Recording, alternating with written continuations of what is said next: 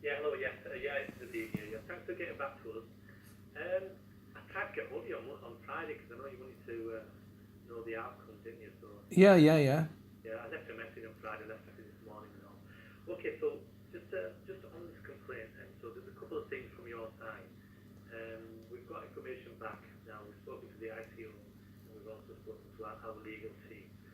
With regards to the first question of the complaint, that because you're saying that your mother owned the document itself, so she's entitled to the... No, I didn't say that my mother owned the document. I said I owned the document. You own the document yourself. So we've spoken obviously to the ICO, and they said, and they've made it quite clear to us that you're entitled to your own information on that document, but not the information on third party. Okay, all right, but I don't understand how that works. Okay, I mean, if that's what you're saying, I'm going to have to reconfirm this because remember we're talking about page 50, aren't we? Yeah, we're talking about document 50. Yeah, because document 49 you were willing to disclose to us. Yes, and I have an unredacted version.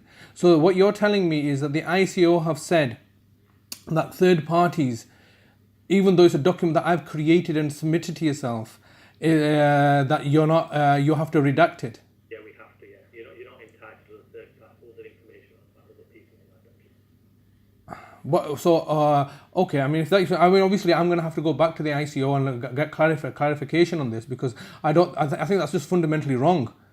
But if that is your current position, then could you send me the document where it only excludes my brother Talib's name then? Have you not got that document? Well, no, it actually excludes my name on that document, doesn't it? Right. All right. Okay. I've not seen. But is that, have you asked that from Emma? Yes, I have asked for that from Emma. Yes, but obviously, if you're saying that that you're going to send that document, and the only name that you're going to redact from there is my brother's name, then obviously I take issue with this. But that is a step better than what you've already disclosed to me, which is my name's been redacted from there as well. All right. So you want your name on there?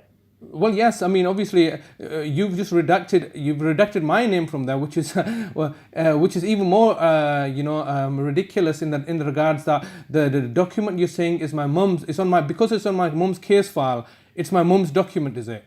And therefore, my name needs to be redacted, even though I'm making an application on her behalf. I know because you made it on her behalf. Now you're making it on your behalf, and obviously you're going to have. Okay. Look, obviously this is very tiresome because I've made this request back in, as you can appreciate, on the 17th of July. We are now, in October, and for me to have these teething problems, first of all, there was not that much information for yourselves to take a whole month, but you have the right to do so, and then for yourselves not to have clarified exactly what I was requesting, and for you to have heavily redacted things. Well, obviously I take issue with this, but moving forward, what I would like to see is I would like to have that document with the by end of play today, with the exclusion of my brother Talib's name on it, if that's what you're saying. Well, let me have a word. I can't promise the end of today, but I'll have a word with Emma. Well, because you put the request in, haven't you, for yourself? No, I'm sorry, but see, what I believe that you're trying to do is just add delay tactics, and that's why I'm being aggrieved at, because as you can appreciate, there's a principle behind the law. The principle is the fact that this data is a subject can make an access request to it. Now I can understand, and they have, the law has been redefined, and it's very clear that you have 1 month to 1 month to disclose that information. Now, when I put that request in writing on behalf of my mum on the 17th of July, what should have happened was that you should have come back to me and clarified, well, Mr. Sen, what exactly are you asking for? Because this is our policies and procedures where we're going to start redacting things, and so that there was a failure on your part to identify exactly what is being asked from you, yes, by the requester,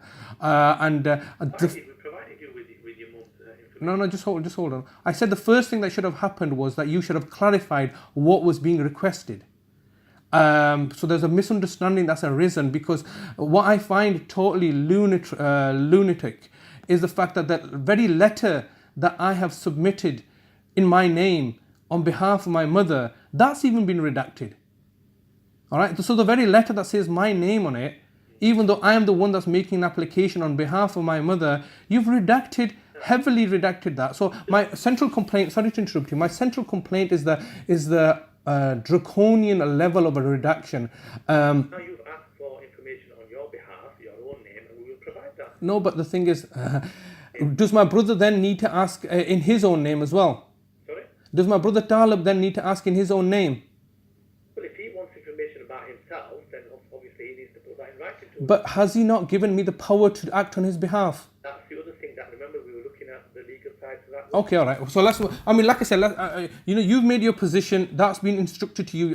Nothing I'm going to say to you is going to change your mind, is it? So I've already made my position quite clear. You've sought legal advice on it. You've sought independent opinion on it. And you've reached a position where you're saying that we're still going to continue to redact a document that I've submitted to you. So moving forward from that, I urgently require this document because obviously there are legal proceedings underway, and for yourselves to continue to stall something. So basically you have the document in front of you.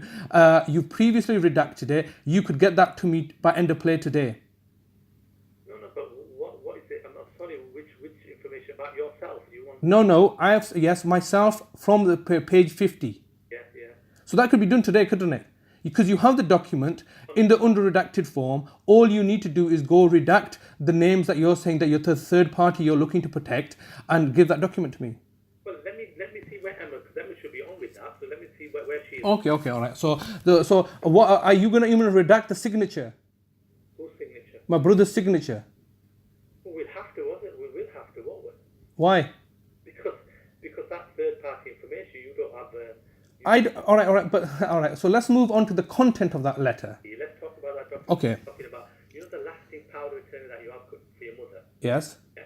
Now that is a proper legal document. Okay. Yeah.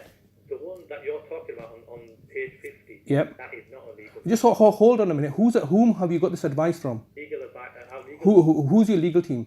Sorry? Who's on your legal team? What do you mean? Give me the name. DWF. Pardon? DWF. Who's DWF? They're our legal people in Newcastle in Leeds. All right. So you have independent legal firm. Yes, it's our legal firm, the firm that we use. That's our independent. Yes. Oh, okay. All right. It's not some guy in your organisations that's in the legal department. It's a national organisation.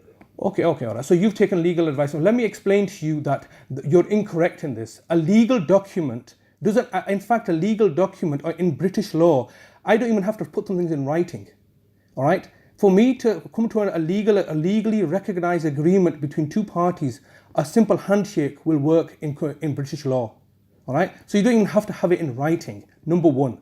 Number two, that is in writing. All right. So for you to say that that's not even a legal document, what you want me to do is you want me to spend over £1,000 to get a legal document in place. That document was done free because I created it. So you're saying we don't recognize that because there's not been consideration, because no money, you've not paid a legal professional to draw it up, therefore it's not recognized.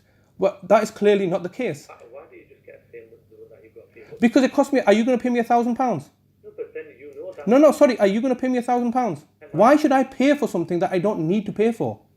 Well, you do because it's not. No, I don't. This is where you're mistaken. When has it become mandatory for me to get a lasting power of attorney? Do you know how powerful a lasting power of attorney is? And why does that need to be the case? For example, or let me put another example. Why do you feel the need to take it out for your mother then? Why didn't you? Because my mother has reached a stage in her life where she can no longer she's struggling to do things herself. Okay? Did you require a lasting power of attorney when she signed up to the contract with yourself? Or let me rephrase this for you. Let's say if that was not my brother's name on there. Let's say if it was somebody else's name on there. Taking legal advice. No, just hold on. Let me just finish. Go around in circles. No, we're not going around in a circle. I'm just trying to explain to you something. I'm just trying to say, Advice that we got from our legal people, that is not a legal document. We will not be disclosing that to you. Okay, all right, fair enough. But everything that you're saying to me, I want you to first of all put it in writing. Well, we will do, yeah. Okay, all right. So I've made these requests. First of all, I'm telling you you're mistaken on this. Because, for example, let's say if it had my sister's name on there, would you require her lasting power of attorney? Or would she be able to just write a consent form? No, because your sister would like you are about yourself, she would just write into us. Okay, all right. But has he not done that? Has he not done that? Has he not? Is that, if it's not a lasting power of attorney, is that document, can that document not be construed as a consent form? Power of attorney over his affairs. Pardon? That document is not a legal document. They made it. What is a legal document? You've already, in my absence, you've received a consent form for my brother to act on behalf of my mum. Yes. And that was just done by her signing it. A letter saying I authorize this. Look, we're on about this document 50, like. All right, this document 50. I mean, if you're saying it's not a legal power of attorney. In my legal team, I've taken advice. They're the experts. Okay. No, but do you understand that you're saying, all right, let me just accept the fact, for argument's sake, that's not a legally binding power of attorney. No, yeah. Okay, but is it not a legal document? It's not even a legal document. Why? What makes it a legal document? Well, What do you define as a legal document? Is your definition of a legal document something that has to be drafted by a solicitor? it's not been dated. One, has it been witnessed? All right, but let's get onto that point then. Let's just move on, okay? It's not been dated and it's not been witnessed. All right? Now, how did you come into the possession of that document? What do you mean, that document? Yeah, that page 49 and page 50, how did you come to possession of that document? I've told you to investigate that, and this is the crux of your investigation is to investigate how did you even come to the possession of that document? No, Mum sent that to us. No, she didn't. How did it come to our possession? Yeah, that's what I asked you to investigate. What is it to investigate? Obviously, you sent it. Who sent it? When was it sent? There's a date on it. You were giving us a date on it. Well, no, there was no date on it. We provided you an approximate date or whatever the date. What approximate date have you provided? Why are we going around? No, we're not going. I'm asking you. This is the crux of. This is what I asked you to investigate. How did you become into the possession of this document? You've just said to me it was not witnessed and it was not signed. Why are we having an argument? We're not, brother. I'm not having an argument. What you're telling me is incorrect. You're saying it was not witnessed. I'm saying it was witnessed. You're saying it was not dated. Clearly, it was not dated, but it was witnessed. And whom was it witnessed by?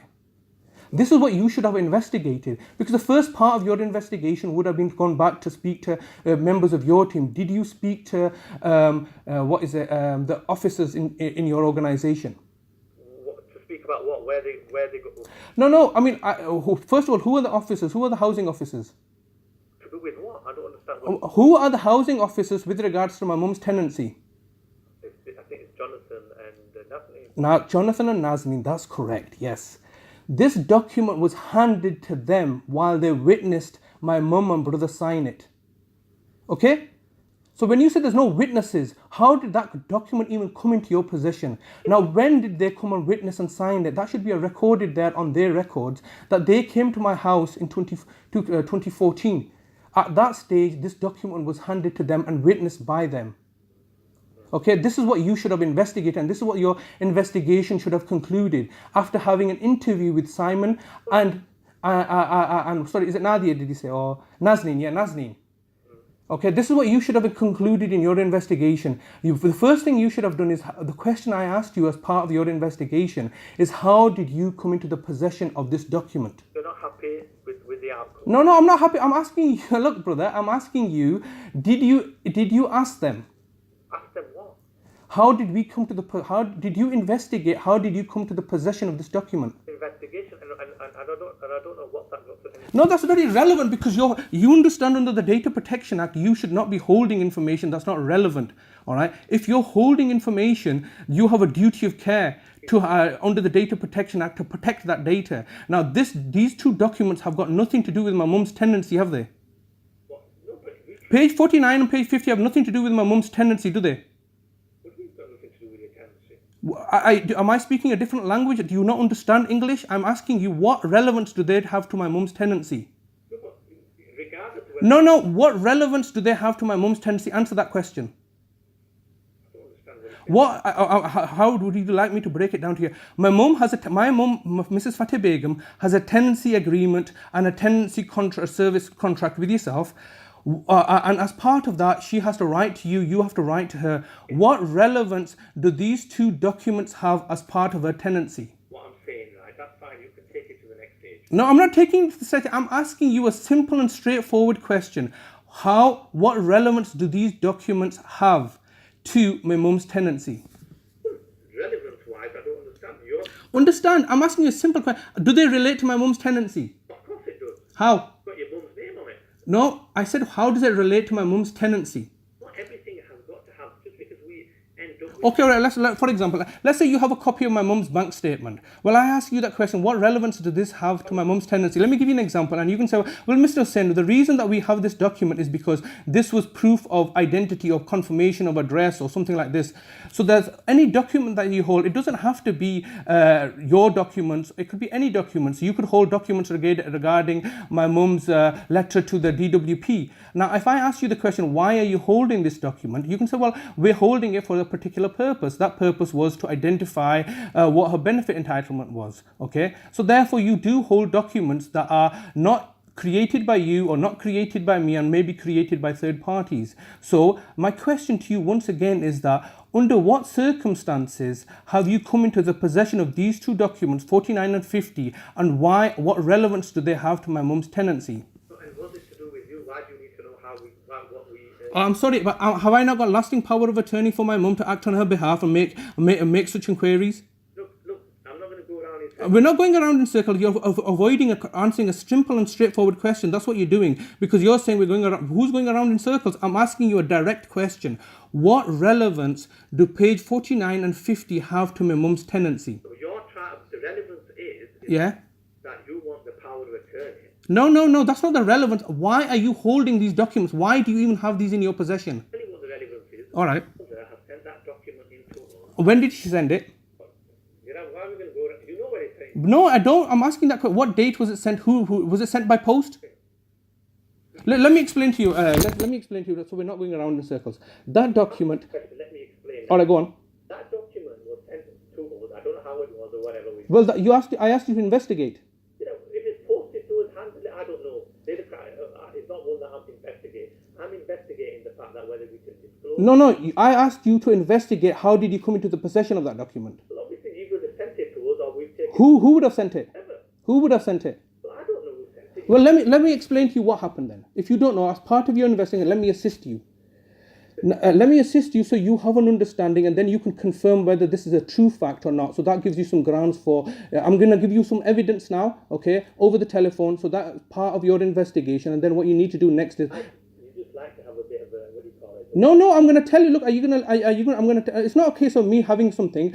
I believe that you're acting unlawfully. You've not fully carried out your investigation. The way that this data, the subject access has been handled has been, I believe, under influence. But let me explain to you, if you don't understand how that's come to your possession, I'll explain to you how it's come to your possession. Are you going to allow me to do that? Okay. What happened in 2014, Jonathan, along with Nazni, came to my house. All right. They came to my house under the instructions of the local authority. Now, they had come because of safeguarding alerts or issues surrounding my brother Talib. Now, they shouldn't have done that, because that's got nothing, that's not their tenant.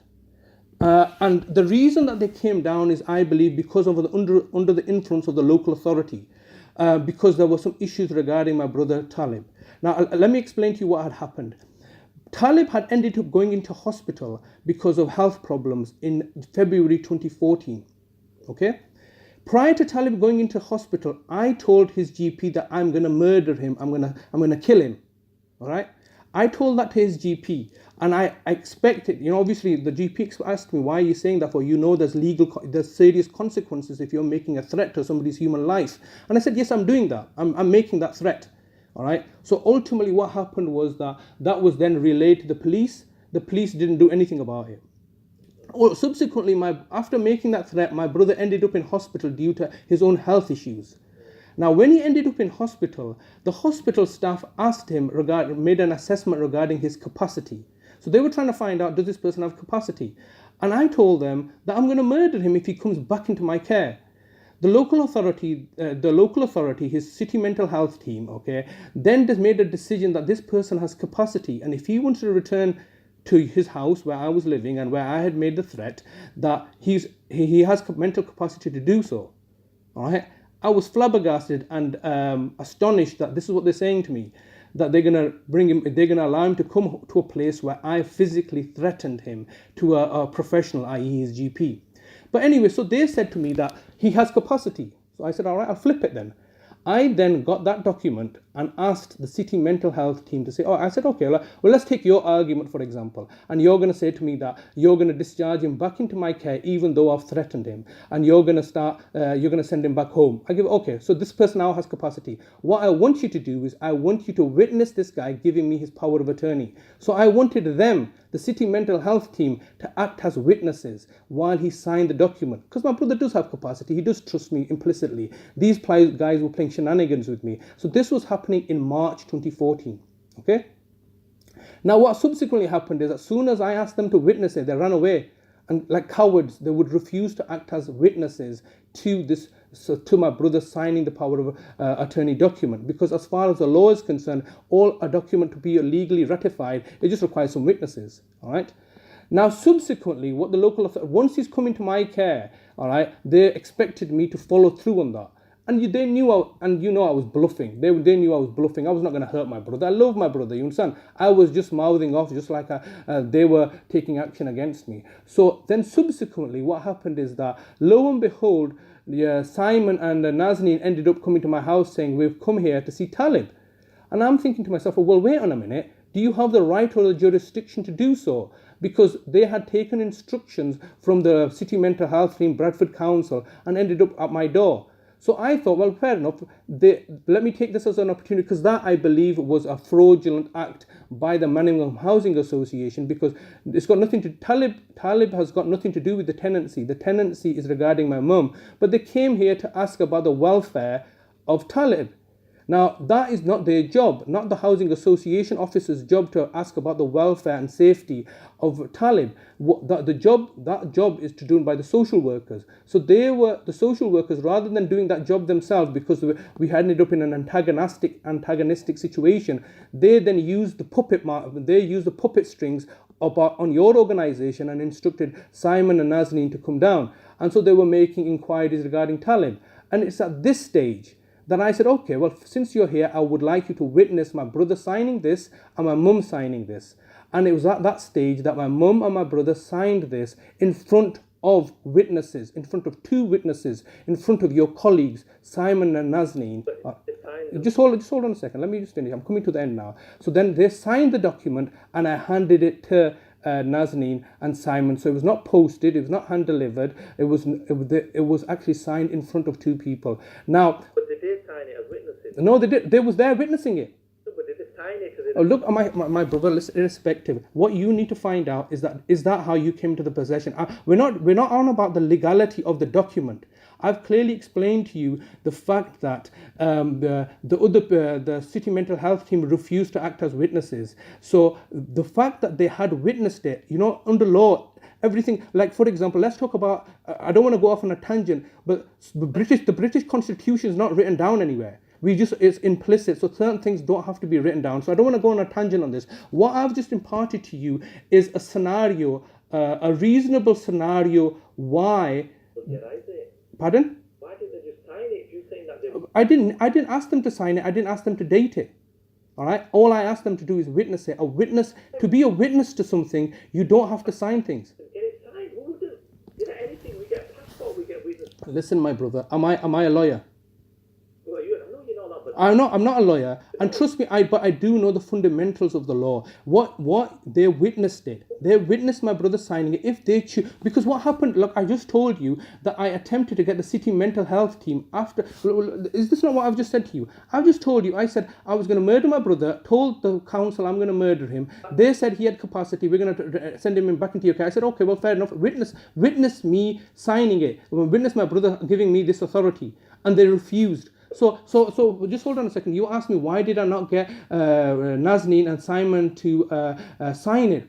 Because I ran the threat of them saying, no, we don't want to be witnesses. Yes? So that's the reason I didn't date it, I didn't sign it. I didn't date it and I didn't ask them as witness signatures. But they were in my property, they were in my jurisdiction. They did witness my mum sign it in front of them. They did witness my brother sign it. A witness, you don't have to write things down to be a witness to anything. For example, go ahead. Why would you not get somebody to just sign it? It's like everything. I send a passport to somebody, right?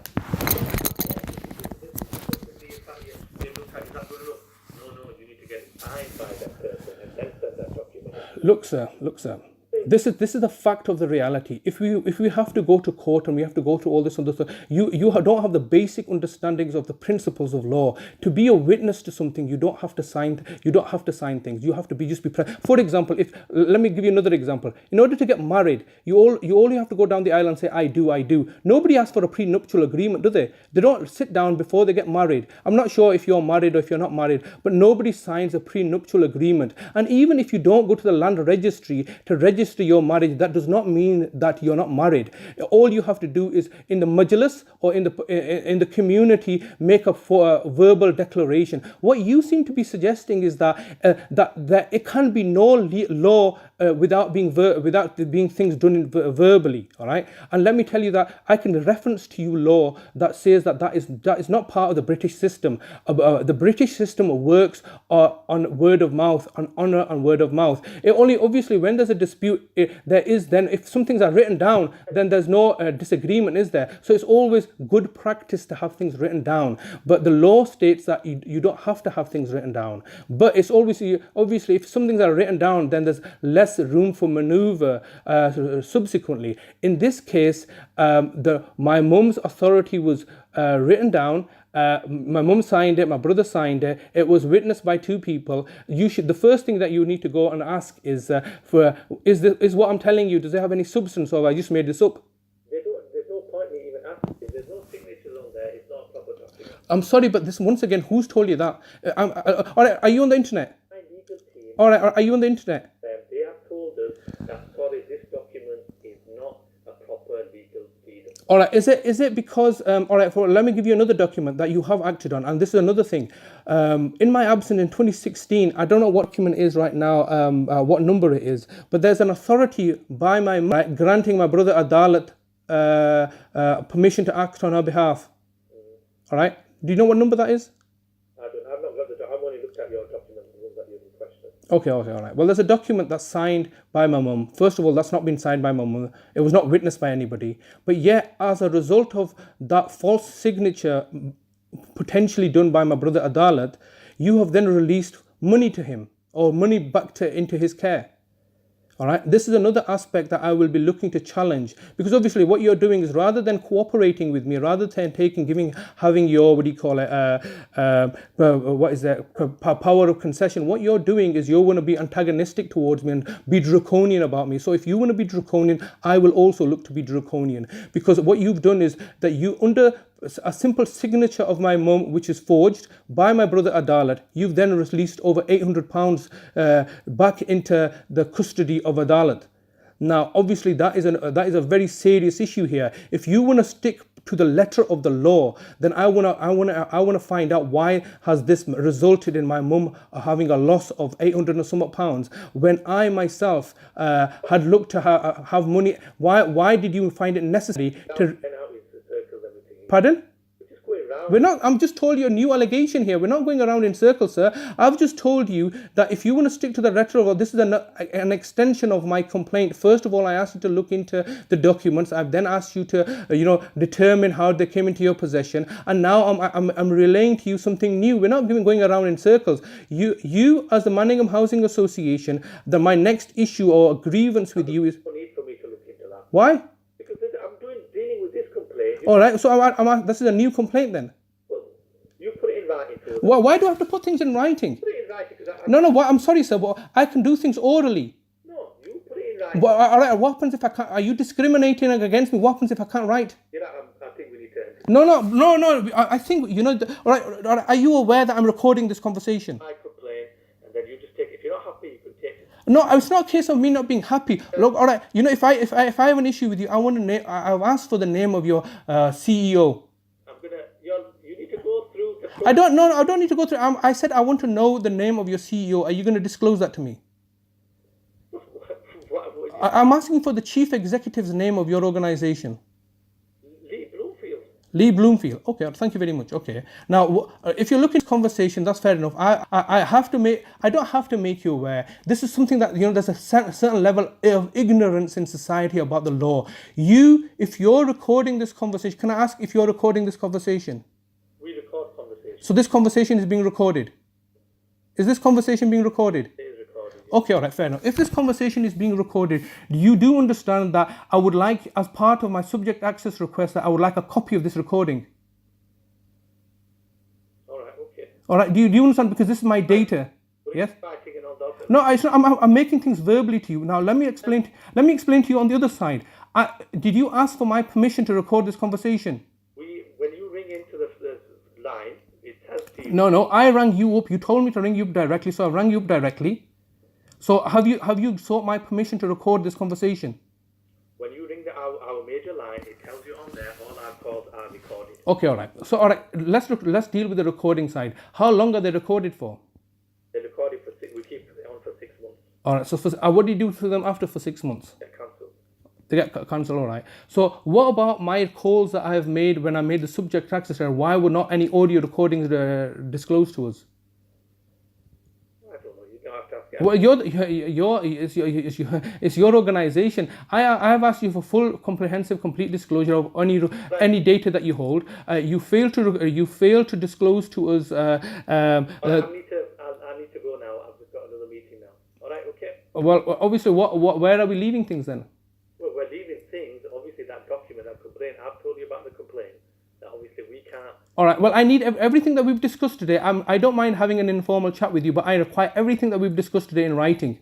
Can I ask for that at the end of play today, so I have something in writing? Because you seem to be throwing the burden of writing upon me, and I am telling you that's not the case. So you are paid to do to be in your position. So you should, everything that you've told me, I need to have it in writing, in black and white. So therefore, your position cannot change afterwards. Our decision of this complaint, I will put in writing to you. Okay. And also, are you going to try to get me that page 50 with my name on there? I'm going to ask Emma and find out where she is with that one, because obviously you've had the request from yourself now.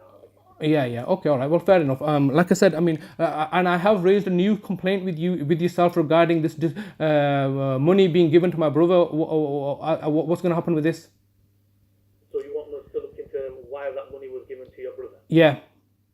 And when was this? I believe this was in February. It was in 2016. And it was a sum of 800 and some pounds. I think if you look at the disclosure that Emma's made, it's there stated that before they would look to deal with my brother, he had to get consent for my mum to act. Pardon? If I email, we'll have a look at that. Pardon?